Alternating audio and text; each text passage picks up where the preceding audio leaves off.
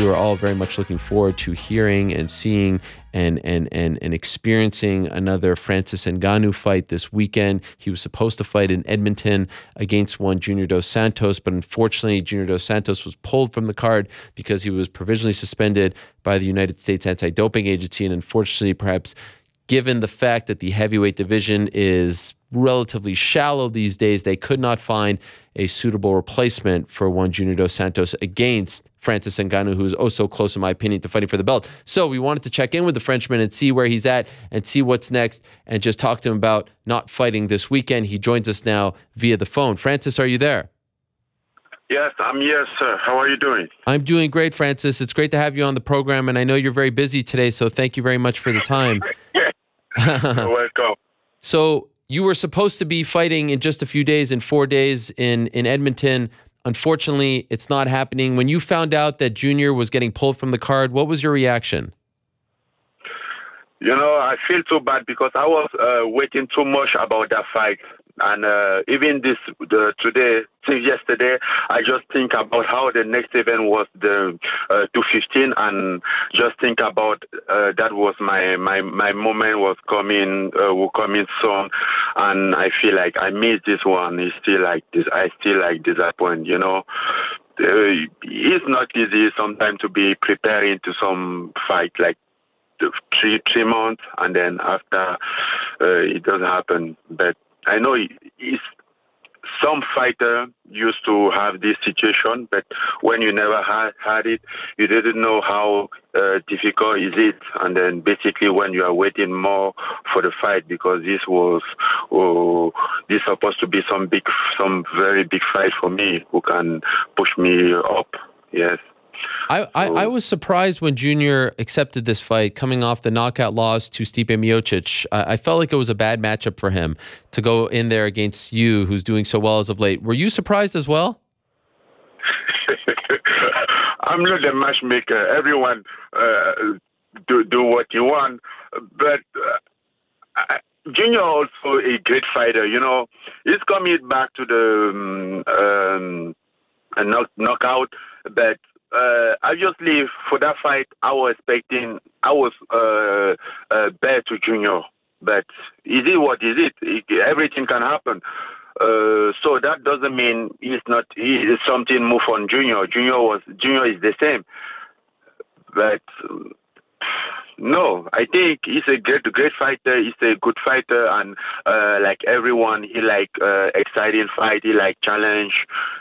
And that is what how they recognize big fighter. He has come out and said that he did nothing wrong, that he is hoping that his name will be cleared, and things of that nature. We've heard this before. Do you believe him? Do you believe that he did nothing wrong? Do you believe that he is a clean fighter? Honestly, I could not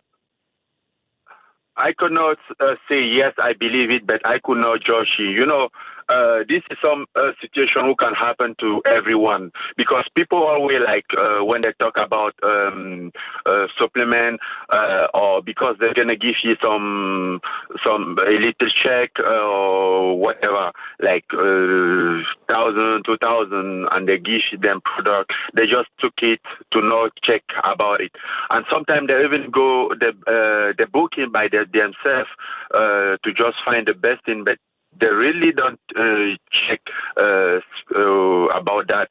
So this can happen to everyone. But I could not say Junior is. I could not say he's guilty or he's innocent. Is this something that you worry about as well? Like, are you someone who takes vitamins and supplements? And we've seen this come up a lot. Tainted. You think that you're taking something, and then there's other things in it. Does this scare you as an athlete? Obviously, it scares me. That's why sometimes I think about how to take supplement, but I doesn't do it. I mean, I never took supplement because I just like maybe something wrong, and they'll just say yes. Ngannou do this. Ngannou is Ngannou failed drug test, and it's something who I think every fighter would not like to. Yeah. To have that in his career.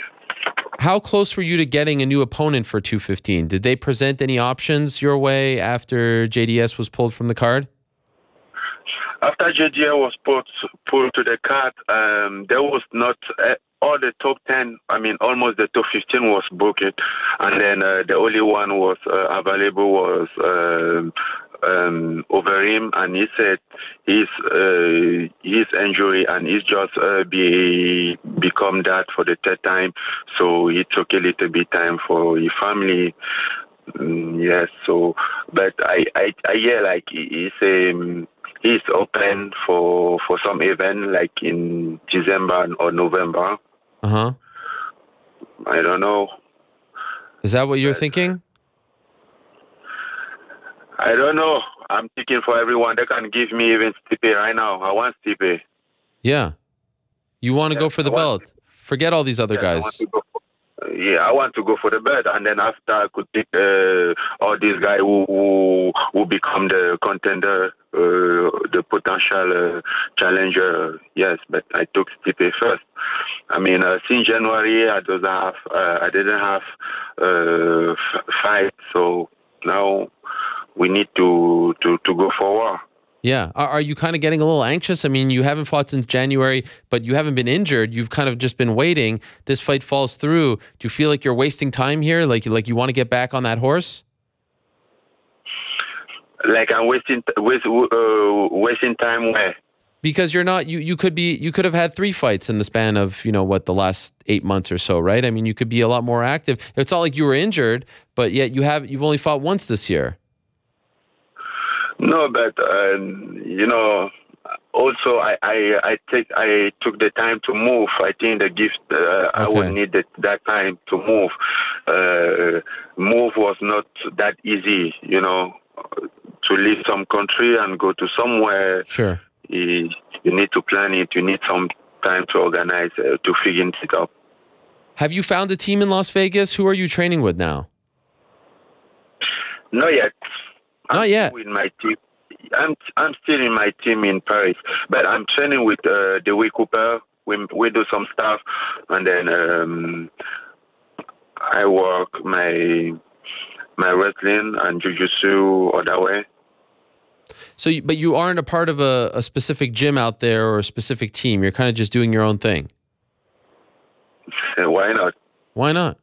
But you are spending a lot of time at the Performance Institute, right? Yes. How's that? It's awesome. I mean, it's just perfect for me. I just moved here. I don't have no team. I don't have nothing. So he gave me. I use that and took time to look what I need really, or what I want to do, or where I want to go. But I also have that like somewhere. So that make me stay patient and maybe stay patient and took a right decision. Do you feel like you are adapting to life in Las Vegas? Do you like living there? I do love it. I do like it. I love it, man. And yes, I feel like I'm adapted. I'm here since 4 months, but I feel like I always live here. Oh wow. You feel like it's home. Cool. Yes, I'm home. I'm home. It's not like I fear. I'm home now. And do you feel like you're going to stay there? Like this is not just a pit stop for your career. You want to actually live in Las Vegas. You enjoy it. I enjoy the time. I never know. I may aventure. Maybe someday some reason can push me to go somewhere. But right now I'm at my base home in Vegas, and I try to enjoy it. And I love it so far. What was it like seeing, I know you saw Conor McGregor train for his boxing match several times. What was that like for you to see him go through that process?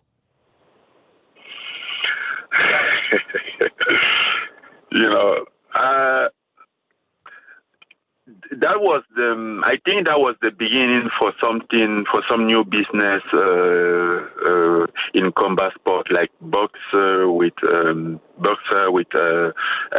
fighter, with UFC fighter. Yeah. But let's see what will happen. We are here, man. We are there. We are here for this. We are a fighter. We are professionals. So whatever will happen, will happen. Are you interested in doing something like that? Because your background, you were first interested in boxing, right? That's your first love. If someday the opportunity presents, I'll take it. I'll take it. You know, I'm a fighter. I'm a professional, but I'm just try to be focused on what I'm doing. Do the thing one by one, one after one. You know, just start thinking. Conor McGregor, he did it because he was already a UFC champion. He's a two-way class champ, and then I just want to be one-way class champ. So I do things step by step. Okay, so did you slowly, this is slowly, steady, win the race. Yes, of course. Yeah, well done. Slow and steady wins the race. That's exactly right. Did you tell the UFC that you want Stipe, that you want to bypass these contender fights and let's just go to the title fight? There's no clear number one contender at heavyweight. Did you say this to them? We are working on it. Oh. We are working on it. I mean, yes, to tell UFC, yes, I tell them because when I talked with them the last time, we were still check about yes, who to replace DGS or that, but now it's over. So right now I looking for something else, and then that is what I'm gonna do. I'm trying to see them and then tell them I want Stipe. Do you think it's possible? Do you feel confident like that's going to happen for you next? That could happen because Stipe right now have no challenger.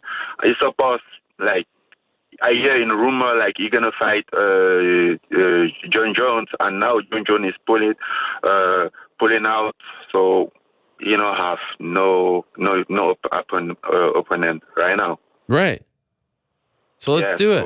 And I want it. Did you watch the fight on Saturday, Alexander Volkov and Stefan Struve? I do watch the fight. What did you think of Volkov's performance? He do a great job, great performance. I mean, Stefan Struve have a big reach than he, but he know how to control distance more than Stefan Struve. He have a good game plan and do his stuff very well. Is it not true that they tried to book you versus Alexander Volkov and he was not interested in fighting you? Yes. They tried to book the fight, and then after it does happen. I don't really know why, but it sounds like he was not interested in fighting me. So does this make you, maybe if you don't get the Stipe fight, would that be the fight that you would like, or are you not interested in Volkov anymore? I'm not interested in Volkov anymore. I'm looking for war. I had me, not behind me. Okay, so it's Stipe or nothing. No, it's not Stipe or nothing, but I deserve Stipe. I want Stipe. That's my choice. And then if they say, no, you could not have Stipe, yes, I don't have nothing to do. I just try the best, but I want Stipe. Okay. And by the way, I'm very rude, and je m'excuse, Francis, because at the beginning of the interview, I should have said to you, bon anniversaire. Today's your birthday, my friend, right? Yes, thank you. Wow. 31. It's my official birthday. Yes, I'm 31. What are we doing? How are we celebrating? What's on tap? What do you have? I'm talking to you. They celebrate my birthday. What a birthday. What a treat to talk to me on your birthday. Are you going to go out? Are you going to celebrate? Are you going to party in Las Vegas? You're in a great place to celebrate. No, I know. I'll stay home. I just try to be happy. That's better. I talk to Ariel Helwani. It's not every day in your life you talk to Ariel Helwani. Oh, I appreciate you saying that. I'm happy you said that because I tried to get you on the show like 5 times leading up to this, and you kept turning me down. So it makes me feel better that you at least want to talk to me. That's wrong. You just want to catch me up in Vegas like the same day. I mean, I know. you, man. You're busy. You're a busy guy. Like you. Yes, that is true. Well, I appreciate you coming on. Now I'm even more appreciative that you came on the show today because it is your birthday and I know you have a lot to do. So I will let you go now. Thank you very much. I'm sorry that we won't be seeing you this weekend in Edmonton. I was really looking forward to seeing you fight again since it's been so long. But I hope for your sake that you do get that title shot, that you get what you want. And I hope most importantly that we get to see you back in action sooner rather than later, Francis. I'll be back soon. We stay positive. I mean, this is not some great situation, but we can see the thing different, and looking forward. Maybe this can give up some good opportunity. It will be great. Yes. C'était un grand plaisir. Merci, Francis Ngannou. Bon anniversaire. Happy birthday to you, and we'll talk to you soon. And by the way, are you going to Edmonton? Like, are they bringing you out there for some kind of like media, PR, fan thing just because you're not on the card, or no trip for you? No, I don't think so because no one does talk about it. No, come on, tell me something about it. So, but I would like. Yeah, they should bring you out there because I'm sure a lot of people bought tickets to see you fight. Yes, I would like because Canada is like, beside of America, Canada is like my favorite country. Some great country. Some That's people right. who love the country that I would like to win there and basically to some prestation. All right. I'm going to talk to Dana White about that. For now, I'll say goodbye to you, Francis. Thank you so much for the time, and we'll talk to you soon. I appreciate you coming on today on your birthday especially. Okay, you're welcome, Ariel. All right. Talk to you soon. There he is, the big Frenchman himself, Francis Ngannou, on his birthday, 31 years young. Holy smokes. Unbelievable. I didn't think, looks a lot. I mean, he's a very, very big fellow, very intimidating fellow for 31. I certainly did not look like that when I turned 31, but a rising star in the heavyweight division. And he says he wants Stipe Miocic next. And look, there aren't any really clear-cut contenders at heavyweight right now. So why not Francis Ngannou?